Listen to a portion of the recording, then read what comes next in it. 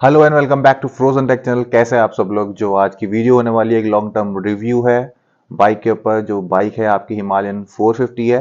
उसके कुछ 5 खूबियां कह लीजिए या आप अच्छाइयां कह लीजिए या आप प्रोज कह लीजिए या कॉन्स कह लीजिए। हम आपको 5 प्रोज एंड 5 कॉन्स बताएंगे। बट हमेशा जब भी हम रॉयल एनफील्ड का नाम सुनते हैं तो हमारे जहन में एक ही बात आ जाती है, सर्विस कैसी होगी, बाइक कैसी होगी। वो चीज़ें बहुत सी होती। मैं भी इस बाइक से परेशान हूँ। लेकिन कुछ अच्छाइयाँ भी है इस बाइक में।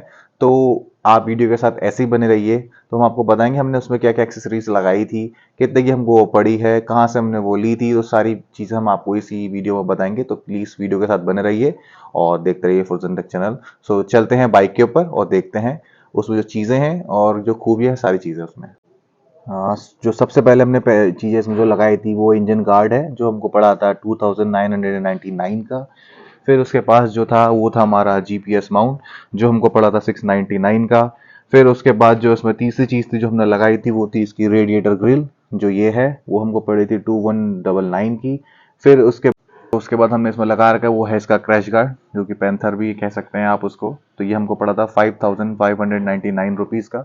जो लास्ट वन चीज़ जो हमने लगाई थी इसमें आपका ये टॉप रैक की प्लेट थी, जो पड़ी थी हमको 1500 रुपए की। तो जो इसका पूरा टोटल प्राइस था वो हमको जो पड़ा था वो पड़ा था आपको फिर 12,996 रुपीज़ का, जिसकी बेसिक सेफ्टी एक्सेसरीज हो गई। बाकी जो इसकी लाइट थी वो थोड़ा सा हमको अच्छी नहीं लगी थी, तो हमने उसके लिए हमने जो लगाया था यहाँ पे, जो ये मैडॉक की लाइट है जो आपको दिख रही है, स्काउट एक्स है। जो इसका हमको प्राइस पड़ा था वो प्राइस पड़ा था हमको 11,000 के नियर अबाउट।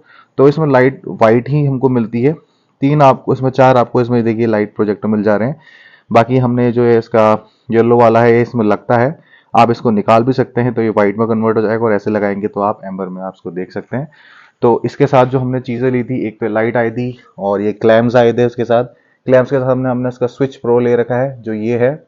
बाकी बहुत स्टडी है, बिल्ड क्वालिटी भी इसकी अच्छी है। और जो इसकी देखिए वायरिंग हार्नेस है वो इस तरीके से आती है, जो पूरी कंप्लीटली आपकी बाइक के अंदर लगी हुई है, जो कि आपको दिखेगी नहीं, विजिबल नहीं होगी। बहुत अच्छी केसिंग के साथ ये आई हुई थी।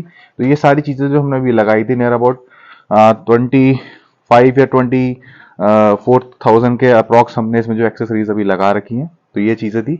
बाकी हम आप इसको प्रोज एंड कॉन्स अब आपके इसके बताते हैं। सबसे पहला कौन हमको इसको लगा, जो इसका ब्रेक सिस्टम है आपका, जो है इसका पीछे का जो ब्रेक है आप इसको देख सकते हैं। इसकी पोजीशन भी बहुत इनवर्ट साइड पर जो इंजन के पास में आ जाती है। कभी कभी पैर भी इसमें लग जाता है तो गर्म हो जाता है।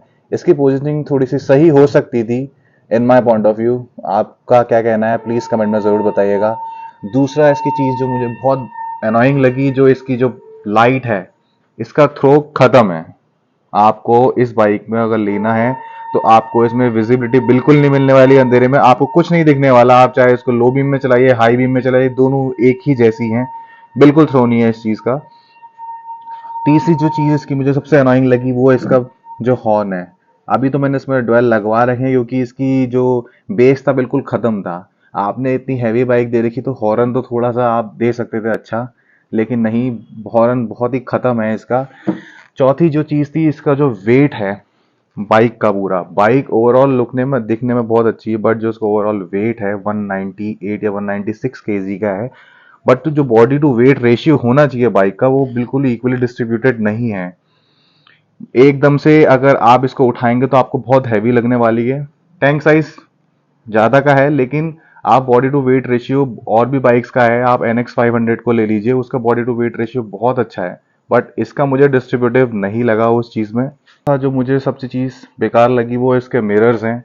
आप इसके मिरर्स की जो पोजीशनिंग है वो बहुत इनवर्ट साइड में है। आपको पीछे की विजिबिलिटी इतनी अच्छे से नहीं आती है। चलाते समय अभी भी इनकी जो प्रॉब्लम है वो सॉल्व नहीं हो पाई है। ये शेकी होता है, वाइब्रेट होता है, दिखने में दिक्कत होती है।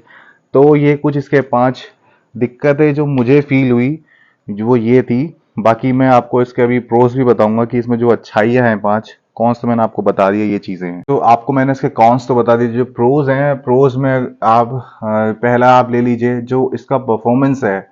मतलब आपको राइड में कोई भी दिक्कत नहीं आने वाली है। पॉट होल्स तो ये इजीली ऐसे पास कर देती है कि आपको पता भी नहीं लगेगा कि आपके नीचे कोई बाइक के नीचे पॉट होल्स आया था।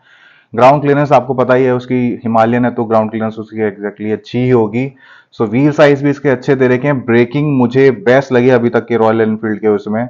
इसकी वेट के हिसाब से ब्रेकिंग बहुत अच्छी दे रखी है। दूसरी चीज जो इसका एवरेज है, एवरेज ठीक है, एवरेज नहीं आता है तो ये चलता है एवरेज के इसमें। तो बाकी इसकी ब्रेकिंग बहुत अच्छी है, आपके सस्पेंशन इसके बहुत अच्छे हैं, कुशनिंग इसकी बहुत अच्छी है, ये तीन चीजें इसकी बहुत अच्छी हैं। मीटर कंसोल आपका चौथा होगा, ये भी इसका आपका बहुत अच्छा है। बाकी जो डिजाइन पर्सपेक्टिव होता है वो in my point of view वो भी एक की एस्पेक्ट होता है, कोई कस्टमर के लिए लेने के लिए वो लेना चाहिए नहीं लेना चाहिए, वो इसका बेस्ट है। तो ये जो इसकी 5 चीजें थी जो इसका प्रोज हैं इस बाइक के, ये थे। सो ये आपको मैंने 5 चीजें प्रोज एंड 5 चीजें कॉन्स बता दी हैं। तो ये कुछ चीजें थी जो मैं आपको बताना चाह रहा था। तो ये कंप्लीटली आप पे डिपेंड करता है कि आपको इस बाइक को 2025 में खरीदना चाहिए या नहीं खरीदना चाहिए, क्योंकि ये आपका सिटी में चलाने लायक तो आई थिंक नहीं है, क्योंकि आप थोड़ा सा भी सिटीज में इसको आपको ले जाएंगे और अगर आपको ट्रैफिक मिलता है तो इसका इंजन बहुत ज्यादा गर्म हो जाता है और शॉर्ट्स पहन के तो आप इस बाइक को नहीं चला सकते, क्योंकि आपके पैर तो जलना पक्का है बॉस। सो वो सोच के चलिए। प्राइसिंग और सीसी के सेगमेंट्स में जो इतने सीसीज की बाइक्स आ रही है उसके सेगमेंट्स में सबसे बेस्ट प्राइस है रॉयल एनफील्ड का। बट आपको पता है कि अगर आपके कोई प्रॉब्लम आएगी तो यहाँ के जो टेक्नीशियंस हैं, जो हल्द्वानी के टेक्नीशियंस हैं, वो इतने ज्यादा कैपेबल नहीं है उस चीज को सॉल्व करने के लिए, क्योंकि जो मुझे प्रॉब्लम्स आनी है वो आज तक उसको सॉल्व नहीं कर पाए हैं, वो मुझे लगता भी नहीं वो कर पाएंगे। मैं चला रहा हूँ, जब तक चला रहा हूँ मेरे को शायद मैं इसको बाद में बेच भी दूं। सो ये कुछ चीजें थी। आपका खुद का एक पर्सपेक्टिव है कि आपको इस 2025 में इस बाइक को लेना चाहिए या नहीं लेना चाहिए, it's completely depends upon you. So ये एक मेरा मानना था कि मैं आपको ये इन्फॉर्मेशन दूं और आपको बताऊं कि आपको इसके बाइक की तरफ जाना चाहिए या नहीं जाना चाहिए। सो आपको वीडियो कैसा लगा प्लीज लाइक करिएगा, शेयर करिएगा, सब्सक्राइब करिएगा and thank you so much. ऐसी वीडियोस आपके सामने। Bye, good night and take care और देखते रहिए फुल टेक चैनल।